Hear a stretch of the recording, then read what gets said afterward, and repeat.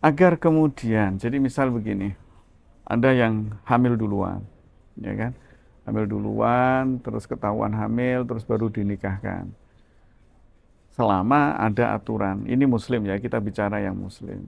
Dipastikan bahwa wanita yang hamil itu harus menikah dengan laki-laki yang menghamili. Itu aturan di dalam kompilasi hukum Islam kita. Clear ya, sampai di sini harus harus clear dulu ini, ya kan? Kita tidak akan berdebat pada persoalan, wah ternyata yang menghamili nggak mau dan seterusnya, enggak ya. Prinsipnya seperti itu. Terus kemudian ini ketahuan nih, ini sudah hamil. Bagaimana? Daftarkanlah ke KUA. Ya, daftarkan ke KUA. Terus kemudian anak ini lahir.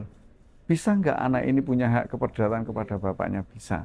Jadi anak yang sah adalah anak yang lahir dari perkawinan yang sah. Artinya kan anak ini terus kemudian lahir setelah adanya pernikahan. Jadi tidak akan ada kehilangan hak keperdataan bagi anak ini. Kalau orang tua dulu kita bilang tidak ada dosa warisan, gitu kan?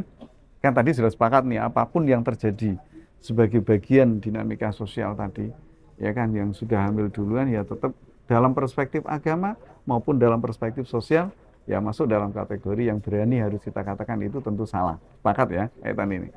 Tetapi kan tidak bisa kemudian kesalahan yang dilakukan ini harus kemudian berlanjut kepada anak yang akan dilahirkan. Maka janganlah kemudian anak yang tidak tahu menahu, ya kan, apa yang terjadi dengan orang tuanya, ini kemudian harus kita lindungi. Dengan cara apa?